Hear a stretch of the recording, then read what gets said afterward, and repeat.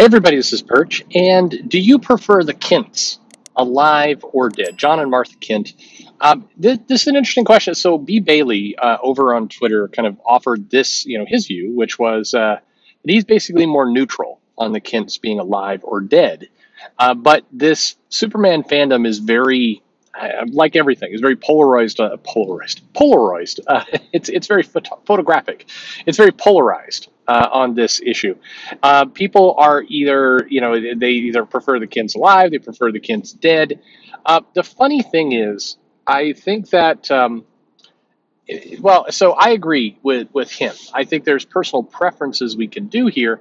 But in this case, if you're talking about what's core to Superman's character, and that's usually where many of the arguments land, either pro or against them being alive, it tends to be that Superman isn't Superman if they're still alive, or their death had some profound meaning on Superman and it caused him to do certain things, or vice versa, that them living has helped shape Superman as caring toward humanity or other things. And I would say that having read a lot of Superman, it doesn't particularly matter in terms of Superman's character. I think that there's certainly an argument to be made around what makes most sense from continuity and are there stories to tell. One of the things that I wish that comic writers and publishers would think more about is when they kill off a character, they're effectively shutting the door on future stories. They're closing off a possibility. And when death is being used as a stunt, then it can be very casual. Like the sales of this death issue had really better be worth it. Or, basically we took some property and some IP, a character off the table in return for a very kind of momentary blip of sales.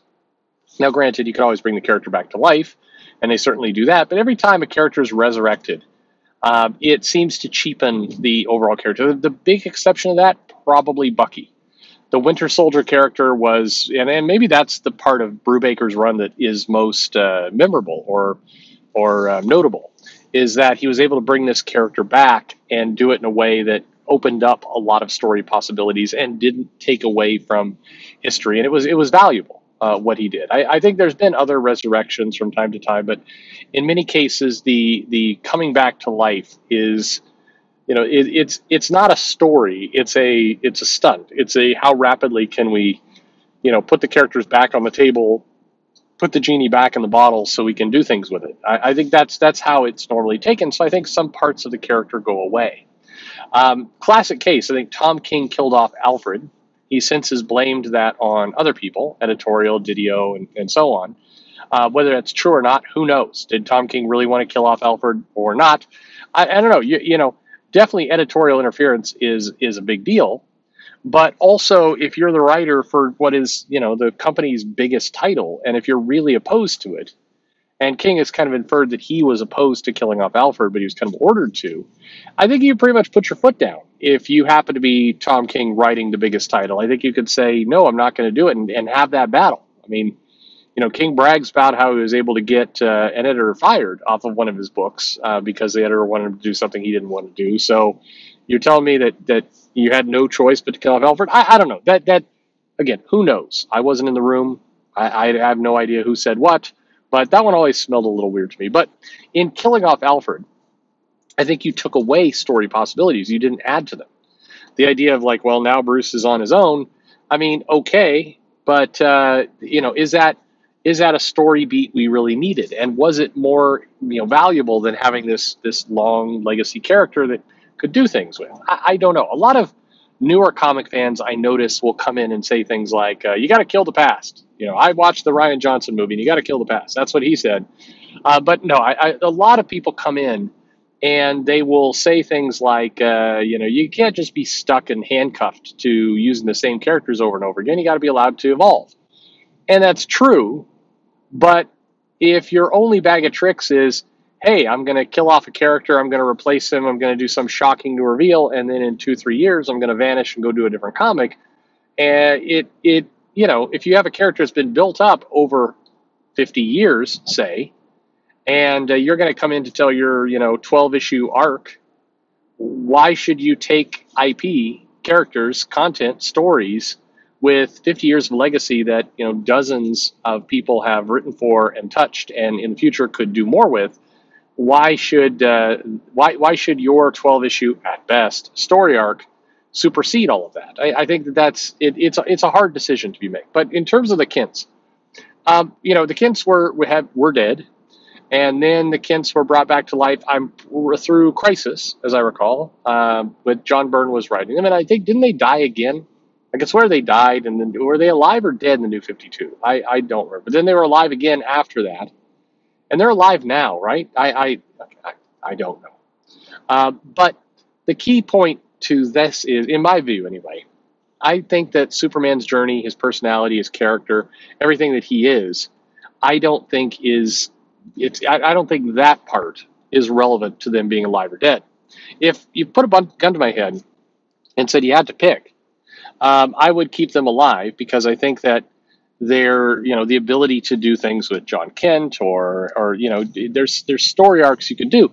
The Kents, as parents, represent an interesting weakness for Superman, especially now that his secret identity is out. Villains can go and terrorize these parents. Not that that's not an overused comic story in and of itself, but it is, a thing you can do. Superman, a character who a lot of people say they have problems writing for, has a pretty limited amount of weakness. He has his vague, weakness against magic. He has weakness against kryptonite. And then other than that, like, what do you got? He's got a weakness against being everywhere at once. He's got a weakness against Lois getting into trouble and he's got to go save her. I mean, you don't want to run that story anymore. So what have you got left? I think being able to have the parents alive and have that be a weak point that in theory one of Superman's enemies could attack him through is useful.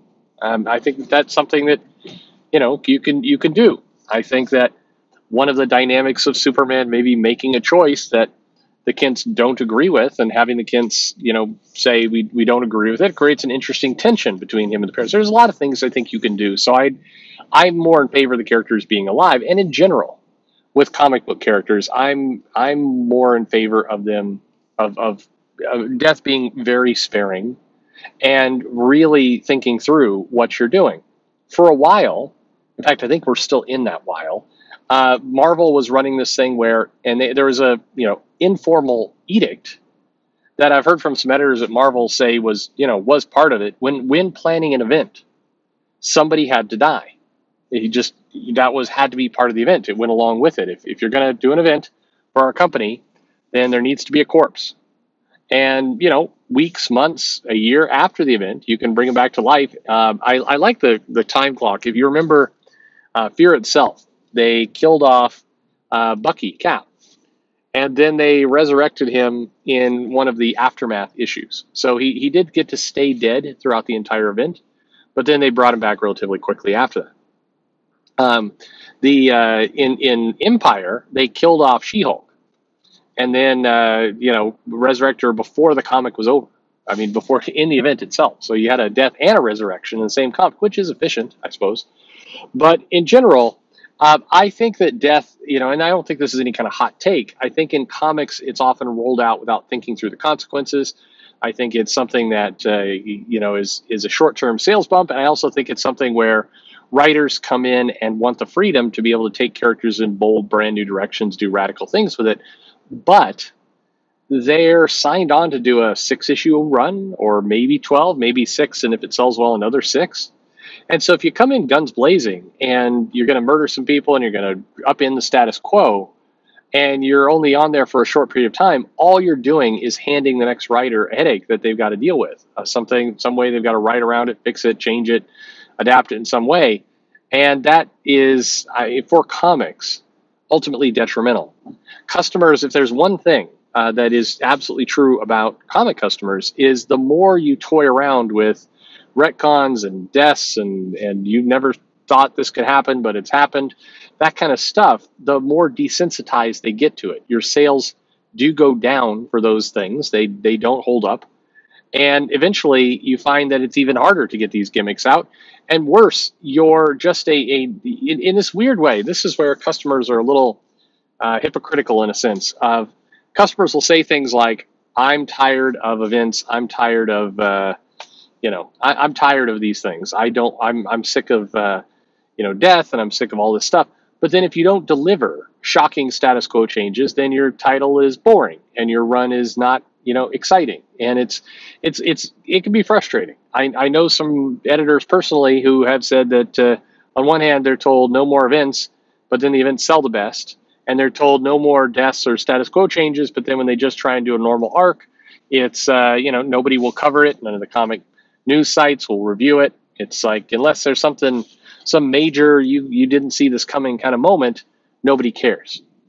And I find that painful. I don't think it's entirely true. I think this is a case where the loud minority is making decisions for the silent majority, where most people would just like to get a solid comic run. But I don't know. What do you think? Kintz, alive or dead? Does it matter?